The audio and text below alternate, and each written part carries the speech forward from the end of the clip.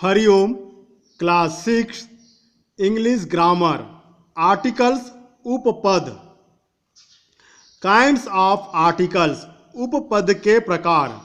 तो आर्टिकल्स दो प्रकार के होते हैं। पहला डिफिनिट आर्टिकल और सेकंड है इनडिफिनिट आर्टिकल। डिफिनिट आर्टिकल में द का प्रयोग करते हैं और इनडिफिनिट आर्टिकल में ए और एन का। अब द का प्रयोग, यूज ऑफ द। द का प्रयोग एक वचन व बहुवचन दोनों प्रकार के कॉमन नाउन के साथ किया जाता है। द का प्रयोग संसार के अनोखी वस्तुओं, यूनिक वस्तुओं के पहले करते हैं, जैसे the sun, the moon, the earth, the sky etcetera आदि। फिर द का प्रयोग बड़ी बड़ी नदियां, कोई ग्रंथ, समुद्र, खाइयों, दिशाओं के लिए भी उसके पूर्व किया जाता है, जैसे the Ramayan, the Himalayas, the Ganga. The का प्रयोग जातिवाचक जिस संज्ञा शब्द के लिए भी किया जाता है, जैसे द बॉयज, द गर्ल्स। ए का प्रयोग, यूज ऑफ ए। ए का प्रयोग कॉन्सोनेंट व्यंजन से प्रारंभ होने वाले शब्द एक वचन के पहले किया जाता है। ए का प्रयोग जैसे a book, a cat, a dog etcetera आदि। तो क्या है, बी सी डी ये सब क्या है, कॉन्सोनेंट है, व्यंजन है। तो व्यंजन से प्रारंभ वाले जो शब्द हैं उसके पहले हम ए का प्रयोग करते हैं, जैसे दिस इज ए बुक, यह एक पुस्तक है।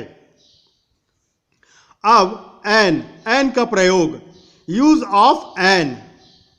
एन का प्रयोग वॉवेल, स्वर ए ई आई ओ यू प्रारंभ से होने वाले वचन कॉमन नाउन के पूर्व पहले किया जाता है। ए ई आई ओ यू ये 5 क्या हमारे स्वर हैं। तो an apple, an aeroplane, an eye, an elephant जो स्वर से प्रारंभ होने वाले शब्द हैं उसके और वह एक वचन हो तो एन का प्रयोग करते हैं। अब उसके बाद उपवाद, जैसे कि an hour, an heir, an honest man, an MLA.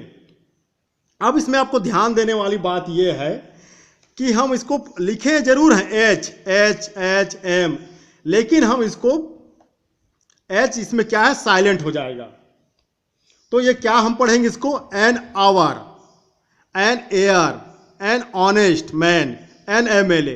तो उच्चारण में जैसे ए और ओ ये सब का स्वर उच्चारण आता है तो हम उसके पहले भी एन का प्रयोग करते हैं। लिखेंगे जरूर एच ओ यू आर, लेकिन अपन पढ़ते समय आवर पढ़ेंगे तो एच क्या हो जाएगा, साइलेंट। जैसे an M L A, M M M A आ रहा है, उसी प्रकार एम एल ए लिखा एम एल है, लेकिन एम ए का उच्चारण आ रहा है तो ए ई आई ओ यू क्या अपने स्वर हुए, तो हम यहां पर एन का प्रयोग कर सकते हैं। अब उसके बाद लेटर राइटिंग।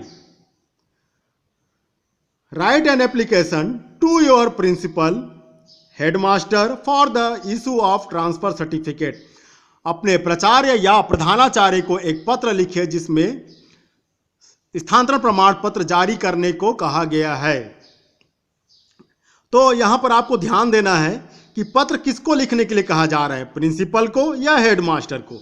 यदि यहां पर प्रिंसिपल बोलेंगे तो आप टू द प्रिंसिपल लिखना, और यदि हेडमास्टर कहे तो सिर्फ टू द हेडमास्टर लिखना, यहां डेट दर्शाना। अब to the principal headmaster Saraswati Shishu Mandir higher secondary residential school Sendri Koni Bilaspur. Subject विषय क्या है, एप्लीकेशन फॉर ट्रांसफर सर्टिफिकेट, स्थानांतरण प्रमाण पत्र के लिए आवेदन। Sir, I beg to say that my father is transfer to Korba. मैं आपसे विनती यह कहना चाहता हूं कि मेरे पिताजी का ट्रांसफर, स्थानांतरण या तबादला कोरबा हो गया है। सो आई विल स्टडी देयर, चूंकि अब मैं वहीं वहीं रह के अपना आगे का अध्ययन करना चाहता हूं या चाहती हूं। Please kindly issue me transfer certificate, कृपया मुझे स्थानांतरण प्रमाण पत्र जारी करने की कृपा करें। थैंक्स, योर ऑबिडेंटली, आज्ञाकारी, यहाँ पर आप नाम दर्शाएंगे। तो to the principal head master, ये इसकी स्पेलिंग पूरी याद होनी चाहिए। और Saraswati Shishu Mandir higher secondary residential school Sendri Koni Bilaspur, इसको पूरा लिखना। इसको SSM शॉर्टकट या छोटे में नहीं लिखना, पूरा लिखना। Saraswati Shishu Mandir higher secondary residential school Sendri Koni Bilaspur, और इसकी स्पेलिंग याद होनी चाहिए। स्पेलिंग पर विशेष ध्यान दीजिएगा। धन्यवाद।